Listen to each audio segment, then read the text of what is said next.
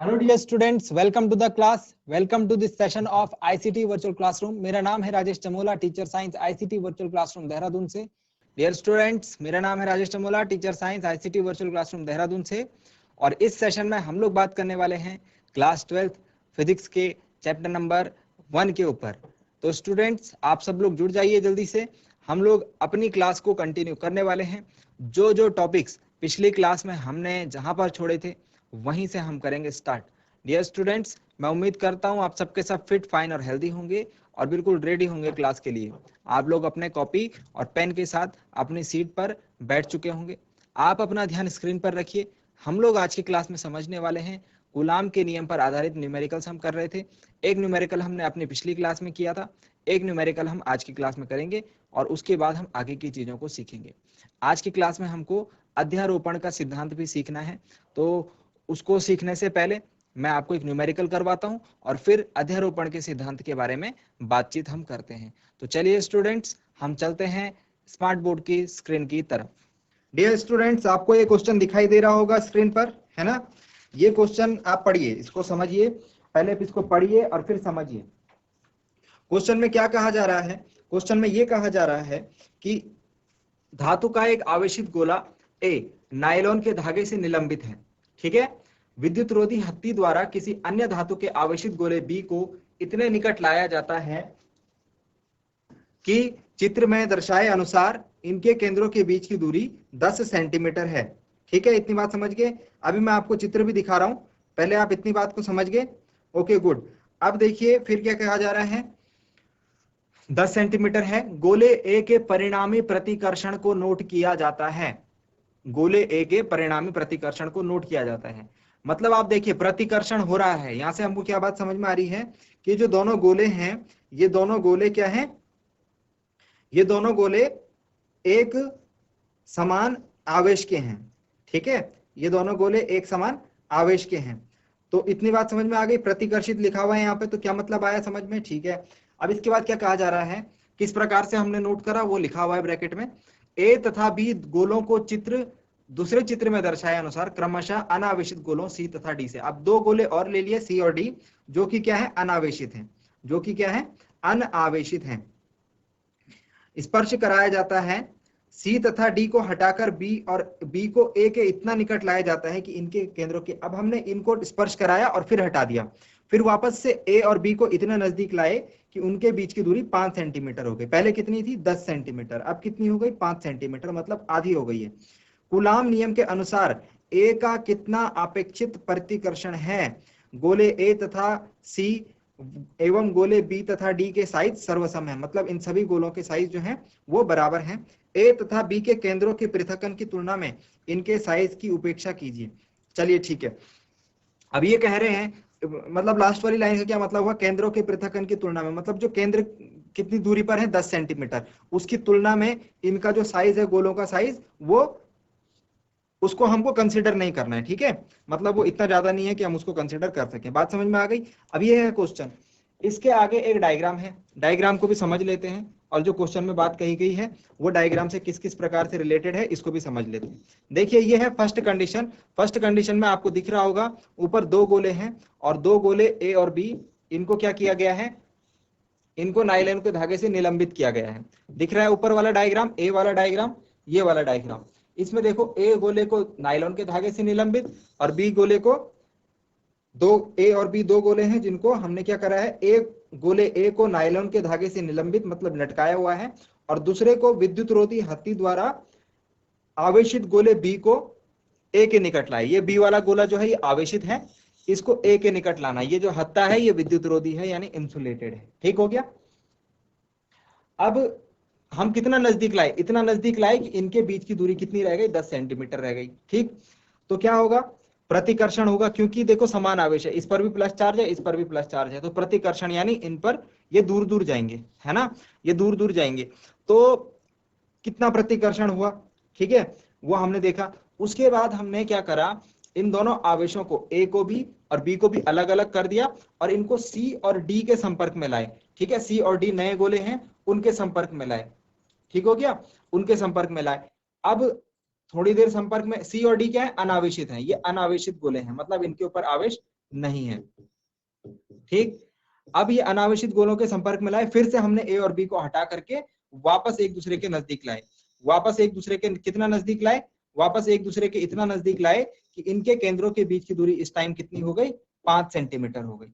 बात समझ में आए? अब क्वेश्चन में हमसे क्या कहा जा रहा है कि कूलाम के नियम के अनुसार ए का कितना अपेक्षित प्रतिकर्षण है, मतलब कि अब जो है कितना प्रतिकर्षण इस ए वाले गोले में होगा, कितना प्रतिकर्षित ये होगा इस केस में जब हम इसको बी को इसके नजदीक लाएंगे इतनी पूरी प्रक्रिया के बाद। समझ में आया क्वेश्चन? आई होप समझ में आया होगा। ठीक है, सिंपल भाषा में एक बार फिर से समझाने की कोशिश करता हूं। दो गोले हैं हमारे पास ए और बी, दो गोले हैं ए और बी। सबसे पहले जो ए गोला है इसको हमने नायलॉन के धागे से निलंबित करा हुआ है, इसके नजदीक हम बी गोला लाए जो कि आवेशित था, इतना नजदीक लाए कि इनके बीच की दूरी 10 सेंटीमीटर थी। उसके बाद हमने क्या करा, उसके बाद हमने इनको अलग अलग कर दिया और हम फिर से दो नए गोले लाए सी और डी, फिर से नए नए गोले लाए सी और डी। सी और डी कैसे गोले हैं? अनावेशित गोले हैं, मतलब इन पर आवेश नहीं है। उसके बाद थोड़ी देर इनके संपर्क में रखकर हमने क्या करा, इनको हटा लिया और फिर से हम ए और बी को 5 सेंटीमीटर नजदीक लाए, दोनों एक दूसरे की 5 सेंटीमीटर की दूरी पर रखा और फिर प्रतिकर्षण बल को नोट किया। इतनी बात समझ में आई? ये काम हमने करा। अब हमसे क्या पूछा जा रहा है? आपेक्षिक प्रतिकर्षण। तो अब देखो बच्चों ध्यान से कि पहली प्रक्रिया में हो क्या रहा है वास्तव में। वास्तव में यह है आवेशों के स्थानांतरण की प्रक्रिया। पहली प्रक्रिया में क्या हो रहा है, ए और बी के बीच आवेशों का आदान प्रदान हो रहा है। उसके बाद ए और सी के बीच, बी और डी के बीच आवेशों का आदान प्रदान हो रहा है। उसके बाद ए और बी के बीच पुनः आवेशों का आदान प्रदान हो रहा है, ऐसा आप समझ सकते हैं। ठीक है, तो जो भी प्रतिकर्षण है या फिर जो भी आकर्षण है वो आवेशों के आदान प्रदान के कारण ही हमको देखने को मिलता है। तो चलिए स्टूडेंट्स, फर्स्ट केस में जो चित्र ए है इसका सॉल्यूशन देखते हैं। फर्स्ट केस, पहले केस में आप देखिए, पहले केस में ए और बी गोले हैं हमारे पास। तो मान लेते हैं, माना ए गोले पर मूल आवेश is equal to small Q और बी गोले पर मूल आवेश is equal to Q dash हम ले लेते हैं। ठीक हो गया, समझ में आ गई? दिया है, क्या दिया है, ए तथा बी के केंद्रों के बीच की दूरी r बराबर 10 सेंटीमीटर हमें दिया हुआ है। ठीक हो गया।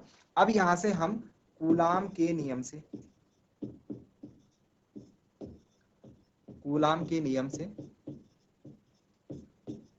दो आवेश हैं, है ना, और इनके बीच में कुछ ना कुछ बल लगेगा, कोई वैद्युत बल लगेगा। उस वैद्युत बल को हम कैसे फाइंड आउट करेंगे? कूलाम के नियम से।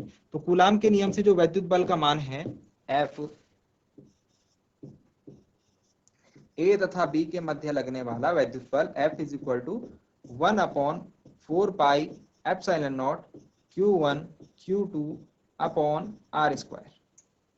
ठीक है, Q1 Q2 की जगह आप इसे लिख सकते हैं, दो हमारे पास गोले A और B हैं, तो QA और QB। ठीक है, A गोले पर कितना आवेश है? अभी अभी हमने माना है कि A गोले पर Q आवेश है, तो QA की जगह Q आ जाएगा, और B गोले पर कितना आवेश है? Q डैश, तो B गोले की जगह Q डैश आ जाएगा। ठीक हो गया, अपॉन R स्क्वायर। अब हम वैल्यूज पुटअप करते हैं, इसमें वैल्यूज पुटअप करते हैं। चलिए, F is equal to 1/4 pi epsilon naught की वैल्यू होती है 9 × 10 की पावर 9। Q डैश, R की वैल्यू हमको 10 दी हुई है, R का स्क्वायर मतलब 10 का स्क्वायर। ठीक है, तो ये हो जाएगा 9 × 10 की घात 9 बटे 10 का स्क्वायर हो गया 100 Q डैश।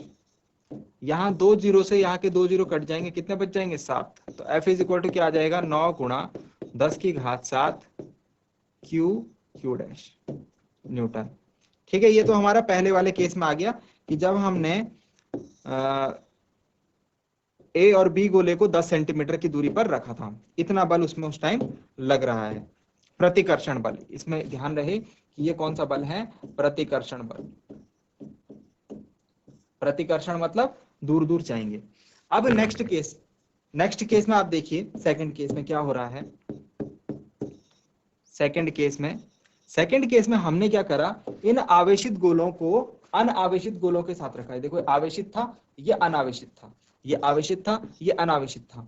जब आवेशित गोले अनावेशित गोले के साथ रखे जाएंगे तो ये संपर्क में है, तो चालन की प्रक्रिया द्वारा आवेशों का क्या होगा, स्थानांतरण,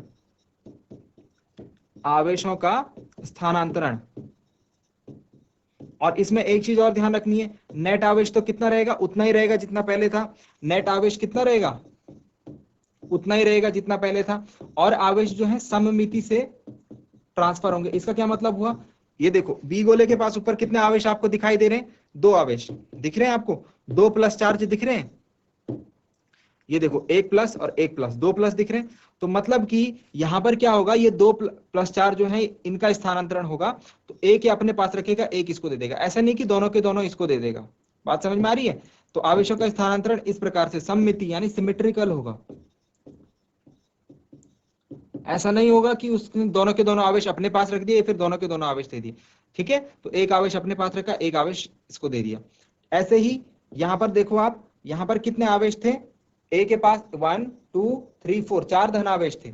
अब जब यहां पर आवेश, जब इसको संपर्क में लाया गया अनावेशित गोले सी के, तो देखो 2 आवेश अपने पास रखे, 2 आवेश सी को दे दिए। ठीक है, 2 धनावेश अपने पास रखे, 2 धनावेश सी को दे दिए। तो यहाँ पर भी हमको सिमेट्री यानी सममिति दिख रही है। और नेट आवेश उतना ही है, देखो नेट आवेश 4 ही है, यहाँ पर नेट आवेश 2 ही है। यहाँ पर नेट आवेश देखो 4 दिख रहा है, यहाँ पर 2 दिख रहा है। ठीक है, तो इस बात का आप ध्यान रखेंगे। अब जो आवेश है वो बी पर कितना था, Q। अब जब उसने सी के संपर्क में लाए, उसको सॉरी डी के संपर्क में लाए, तो वो आधा रह गया। ठीक है, और ऐसे ही ए का आवेश भी आधा रह गया। तो आवेश हम यहाँ पर फाइंड आउट कर सकते हैं। सेकंड केस में क्या हो रहा है, सेकंड केस में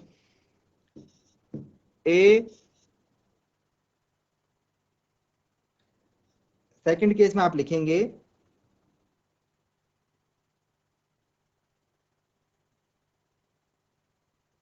ए तथा सी पर उपस्थित आवेश जब इनके संपर्क में रख दिया, तो ए पर कितना था, Q। तो आधा आधा दोनों को मिल जाएगा, मतलब Q का आधा ए को मिलेगा और Q का आधा सी को मिलेगा। ये तो हमने देखा था, आधा आधा आवेश बढ़ जाएगा। ऐसे ही बी तथा डी के लिए बताओ, बी तथा डी पर उपस्थित या पुनर्वितरित, एक और वर्ड आप यूज कर सकते हैं, पुनर्वितरित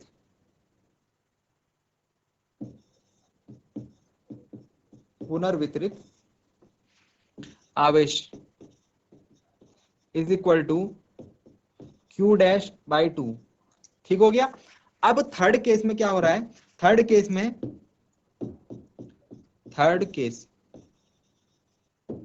फिर से फिगर पे चलो। थर्ड केस में क्या हो रहा है, थर्ड केस में वापस से ये ए और बी गोले जो इनके पास रिमेनिंग आवेश था, एक आवेश इसके पास है, एक बात मतलब इसके पास Q बाई 2 रह गया है और इसके पास Q डैश बाई 2 रह गया है। ऊपर कितना था, ऊपर इसके पास Q था और इसके पास Q डैश था। अब वो कितना रह गया, आधा इसको दे दिया, आधा इसको दे दिया। तो इन दोनों के पास कितना आवेश रह गया remaining, Q by 2 and Q dash by 2। बात समझ में आई। तो हमको क्या करना है, अब हमको इन पर जो उपस्थित आवेश है कितना है, यहां पर है Q बाई 2 और यहां पर है Q डैश बाई 2 और इनके बीच की दूरी है 5 सेंटीमीटर। यहां पर हम स्थिर वैद्युत बल फाइंड आउट कर लेते हैं। ठीक है, इतनी बात समझ में आ गई। ओके चलो चलते हैं। यहाँ पर थोड़ा स्पेस कम है तो I am creating space. Okay good.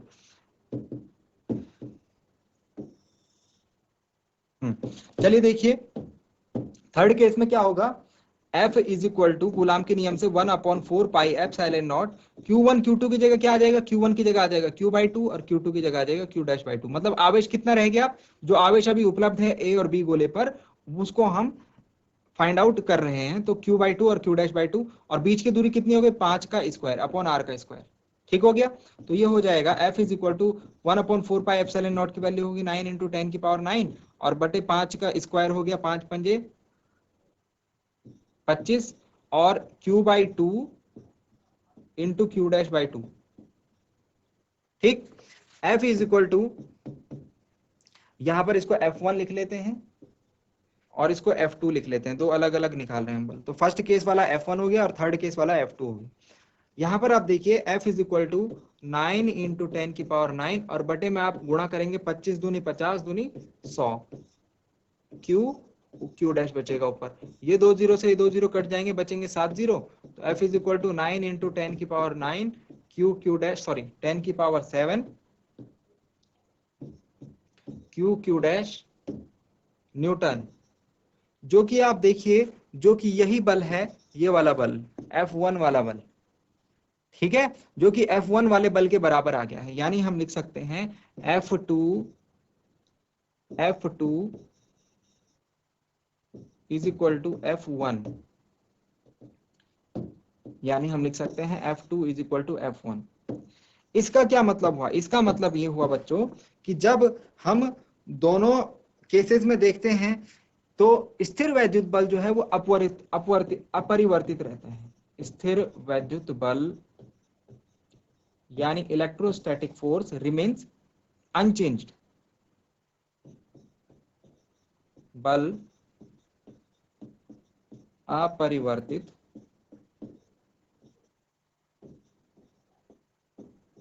रहता है। Electrostatic force remains unchanged. आई बात समझ में? तो यहां से हमारा डिस्कशन आया, मतलब कि क्या हुआ इसका कहने का मतलब? इसका कहने का मतलब ये हुआ कि जब हमने इतनी प्रक्रिया करी और फाइंड आउट करा कि क्या फर्क पड़ता है, क्या इफेक्ट पड़ता है इनके बीच के स्थिर वैद्युत बल के प्रतिकर्षण पर, जो इनके बीच में प्रतिकर्षण हो रहा है उस पर क्या फर्क पड़ेगा, तो इट रिमेन्स अनचेंज्ड। हमें पता चला कि इट रिमेन्स अनचेंज्ड। क्यों? क्योंकि यहाँ पर दूरी 10 थी और नीचे दूरी इसकी आधी हो गई, नीचे दूरी इसकी आधी हो गई। तो यहां से मैं एक और कंक्लूजन भी निकाल सकता हूं, जब आवेश Q डैश था, इनके बीच की दूरी 10 सेंटीमीटर थी, आवेश आधे कर दिए और बीच की दूरी भी आधी कर दी, तो जो बल है, इस केस में जो बल है और इस केस में जो बल है वो समान रहेंगे। बात ध्यान आई? जब दो बिंदु आवेशों पर उपस्थित आवेश आधे हो जाते हैं एवं उनके बीच की दूरी भी आधी कर दी जाती है, तो उन पर उपस्थित जो नेट आकर्षण या प्रतिकर्षण बल है, जो कुल वैद्युत बल है, वो अपरिवर्तित रहता है। बात समझ में आई? ओके, चलिए अब नेक्स्ट पार्ट की तरफ बढ़ते हैं। आई होप कि आपको जो बातें बताई गई ये समझ में आई होंगी, ठीक है। और नेक्स्ट पार्ट में हम लोग समझ रहे हैं एक नए कॉन्सेप्ट को। सो डियर स्टूडेंट, ये था हमारा कूलाम का नियम, और इस नियम में हमने जो जो बातें करी वो आपकी समझ में आई होंगी। कूलाम के नियम पर आधारित न्यूमेरिकल में आपको और आगे भी करवाऊंगा। अब हमको नेक्स्ट जो टॉपिक आज की बात करनी है वो है अध्यारोपण का सिद्धांत। अध्यारोपण का सिद्धांत यानी प्रिंसिपल ऑफ सुपरपोजिशन। देखो डियर स्टूडेंट्स, अभी तक हमने क्या बात करी? अभी तक हमने दो स्थिर बिंदु आवेश लिए, दो स्थिर बिंदु आवेशों के बीच की कुछ दूरी थी और वो एक दूसरे पर बल आरोपित कर रहे थे, है ना, चाहे वो आकर्षण का हो चाहे वो प्रतिकर्षण का हो, जिसे हम वैद्युत बल कह रहे थे। और इसकी गणना के लिए हमने जो सूत्र निकाला था वो कूलाम के नियम के थ्रू निकाला था। लेकिन क्या होगा जब दो बिंदु आवेशों की जगह अनेक बिंदु आवेश होंगे? सपोज 10 बिंदु आवेश है ना, तो एक बिंदु आवेश ये रहा और इसके आसपास 10 बिंदु आवेश हैं, तो हर एक बिंदु आवेश के थ्रू इस पर कुछ ना कुछ बल लगेगा कूलाम के नियम के थ्रू। कूलाम के नियम से क्या कहते हैं, दो बिंदु आवेश होंगे, उनके बीच की कुछ दूरी होगी तो उनके बीच में वैद्युत बल लगेगा, और वो किस प्रकार से होगा उसका सूत्र हमें पता है। लेकिन जब अनेक बिंदु आवेश होंगे, जब मल्टीपल चार्जेस होंगे, तो उस केस में जो बल लग रहे होंगे वो हर एक आवेश के कारण लग रहा होगा, और इसको हम अध्यारोपण का सिद्धांत यानी प्रिंसिपल ऑफ सुपरपोजिशन कहते हैं। आई बात समझ में? इसमें आपको क्या ध्यान रखना है, इसमें अनेक बिंदु आवेश हैं, सिर्फ दो बिंदु आवेश नहीं है, ठीक है। और जब हम कूलाम के नियम में बात करेंगे तो दो स्थिर बिंदु आवेशों के बीच, ठीक है। तो दो चीजें आप अपने माइंड में क्लियर करके चलिए। अध्यारोपण का सिद्धांत में हम अनेक बिंदु, दो से अधिक बिंदु आवेशों की बात कर रहे हैं, और इसमें हम ये देख रहे हैं कि किसी एक आवेश पर सभी अन्य बिंदु आवेशों के कारण बल आरोपित होगा। ठीक है, इसको हम अध्यारोपण का सिद्धांत कहते हैं, प्रिंसिपल ऑफ सुपरपोजिशन कहते हैं। आई होप आपको बात समझ में आई होगी। अब हम इसको लिखते हैं और समझते हैं, उसके लिए चलते हैं स्मार्ट बोर्ड पर। तो हमारे पास पहले फॉर्मूला था F is equal to 1/4 pi epsilon naught Q1 Q2 upon R square. तो यहाँ पर जो F2 आएगा वो आएगा is equal to F1।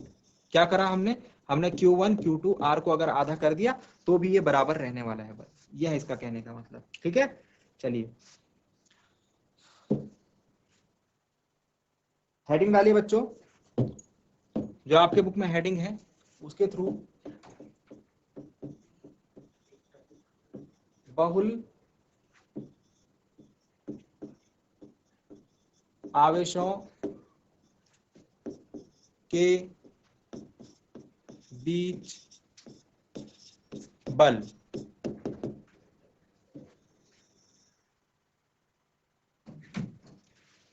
Force among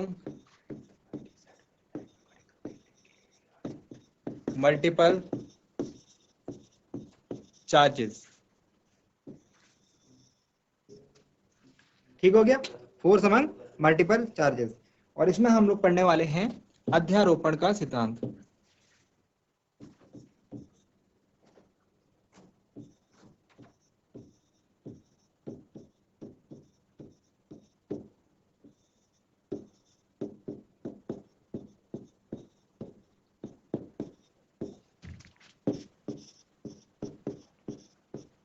principle of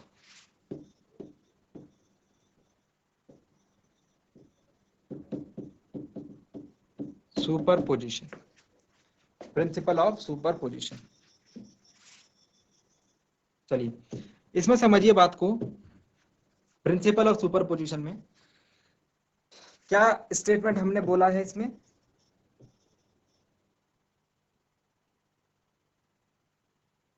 किसी, मेरे साथ साथ आप लिख सकते हैं, स्थिर, किसी स्थिर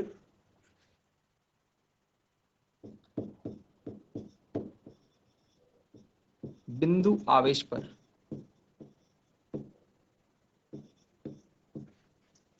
किसी स्थिर बिंदु आवेश पर अन्य आवेशों जो कि ऑल्सो क्या है, स्थिर हैं, अन्य आवेशों जो कि क्या है, ये भी स्थिर हैं,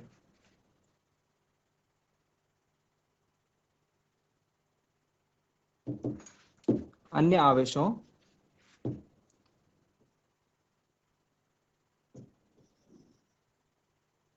स्थिर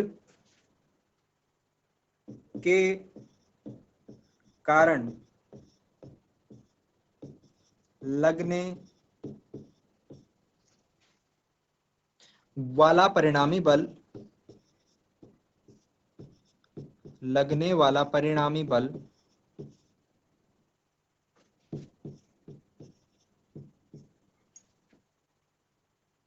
उस आवेश पर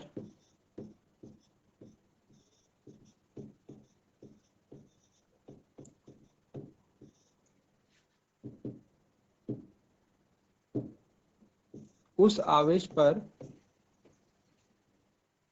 लगने वाले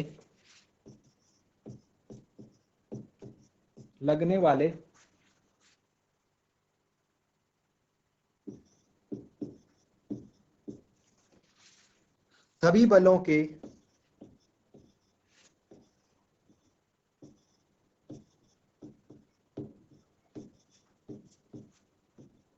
सदिश योग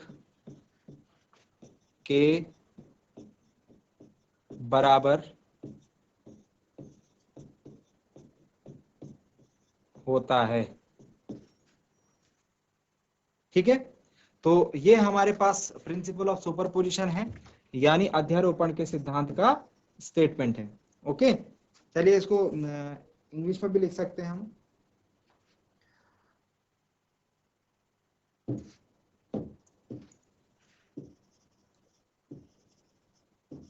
force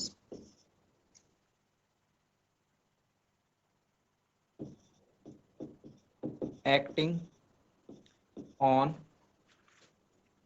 a static point charge.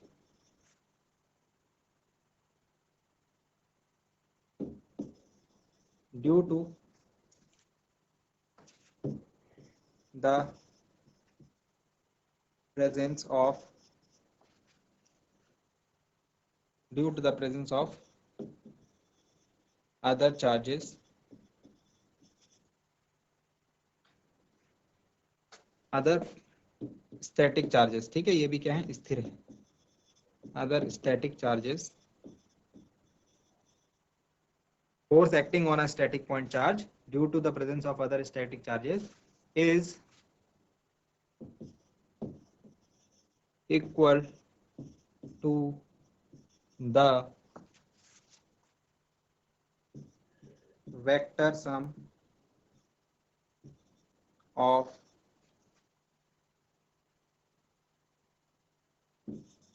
all the forces acting on that charge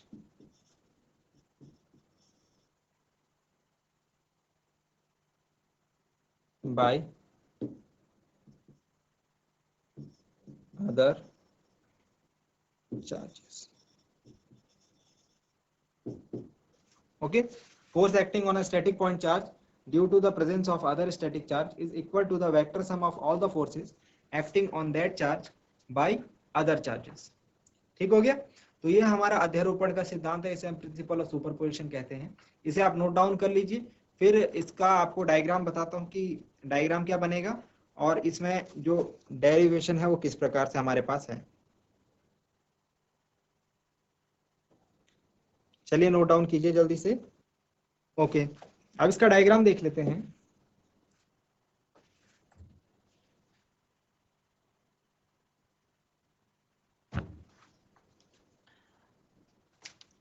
suppose हमारे पास मल्टीपल पॉइंट चार्जेस हैं, सपोज हमारे पास मल्टीपल पॉइंट चार्जेस हैं, ठीक है। तो मैं 4 पॉइंट चार्जेस या 3 पॉइंट चार्जेस यहां पर ले रहा हूं, 1 2 3। इनको मैं रेस्पेक्टिव नाम दे देता हूं। इसका नाम है Q1, सॉरी, इसका नाम है Q1, इसका नाम है Q2 एंड इसका नाम है Q3। 3 आवेश हो गए, 3 स्थिर बिंदु आवेश हो गए। और यहाँ कहीं पर मैं ओरिजिन की पोजीशन ले रहा हूँ। ओरिजिन मतलब मूल बिंदु। देखिए, जब आप वेक्टर की बात करते हैं, वेक्टर सम की बात करते हैं, तो आप सदिशों में आपने देखा होगा एक मूल बिंदु आप लेते हैं। ये मैंने वो मूल बिंदु लिया है, ठीक है। और यहां से मैं तीनों सदिशों की जो पोजिशनल वेक्टर है यानी स्थिति सदिश है वो डिनोट कर रहा हूं।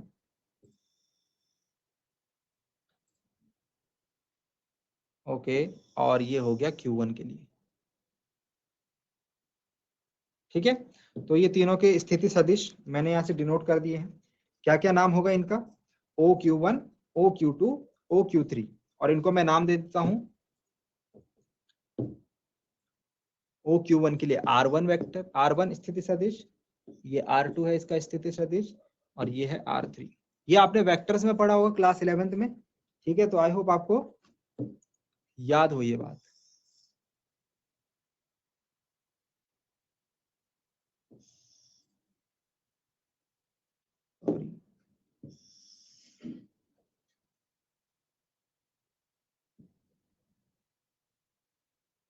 ओके, तो ये इस प्रकार का हमारे पास डायग्राम है। इसमें आप देख रहे हैं Q1, Q2, Q3 तीन हमारे पास स्थिर बिंदु आवेश हैं और इनके हमने स्थिति सदिश ले लिए हैं, ठीक है। अब Q1, Q2, Q3 के बीच परस्पर लगने वाला जो बल है उसको हम फाइंड आउट कर रहे हैं, ठीक है। तो Q1 बिंदु आवेश को हम ले रहे हैं। Q1 पर Q2 के कारण जो लगने वाला जो बल होगा, Q1 पर Q2 के कारण लगने वाला बल होगा, वो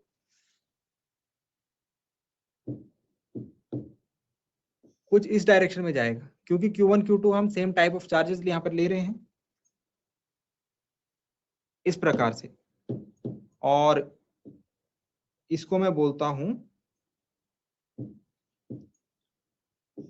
F12, यानी कि Q2 द्वारा Q1 पर आरोपित बल।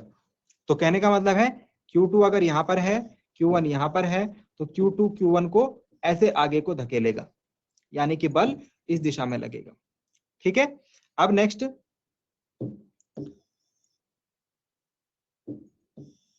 Q3 द्वारा Q1 पर आरोपित बल। तो सिमिलरली Q3 भी Q1 को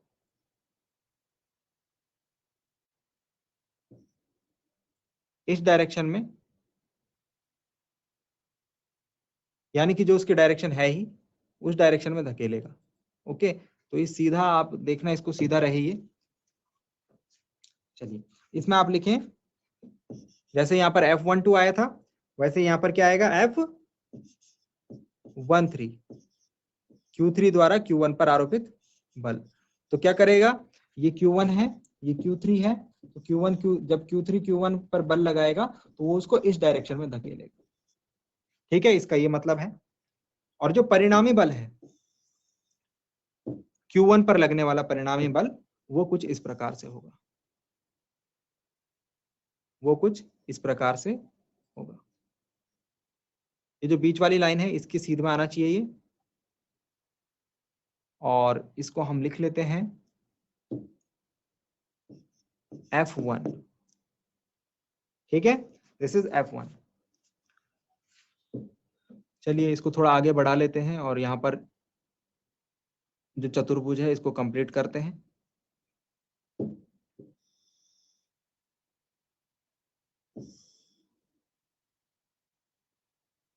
ओके, तो ये हमारा डायग्राम जो है ये कंप्लीट हो चुका है। इस डायग्राम में क्या बात कही गई है, इस डायग्राम में Q1 आवेश पर Q2 और Q3 आवेश द्वारा बल और परिणामी बल को हमने शो किया है, और हमने ये सदिशों का योग पढ़ा है 11th में, उसके अकॉर्डिंग हमने ये काम करा है। तो ज्यादा मैंने आपको उसमें एक्सप्लेन नहीं करा है, 11th क्लास में आपने पढ़ा होगा, तो उसी को मैंने डिफाइन करा है। अगर इसमें कुछ प्रॉब्लम है तो बता दीजिए, आगे हम उसको भी एक्सप्लेन कर देंगे। ठीक है, तो रिजल्टेंट जो फोर्स है, ऐसे और ऐसे एरो यहां पर बनेंगे, और ये F1 is resultant force on charge Q1। So dear students, आज के लिए इतना ही। समय की कमी के कारण आज की क्लास को हम यहाँ पर रोक रहे हैं, और अगली क्लास में टॉपिक्स को ठीक वहीं से करेंगे स्टार्ट जहां पर हमने आज की क्लास को छोड़ा है। उम्मीद करता हूं आज की क्लास में जो जो बातें करी गई, जो जो बातें बताई गई, वो आपके समझ में आई होंगी और आपको इंटरेस्टिंग लगी होंगी। अगली क्लास हम करेंगे कुछ समय बाद, और उम्मीद करता हूं कि आप लोग इस चीज को एक बार रिवाइज करेंगे और जो बातें यहाँ से बताई गई उनको करने की कोशिश खुद से करेंगे। तो अगली क्लास में मिलते हैं स्टूडेंट्स एक नए और इंटरेस्टिंग टॉपिक के साथ। क्लास से जुड़ने के लिए आप सभी का बहुत बहुत धन्यवाद। Thank you very much and have a nice day.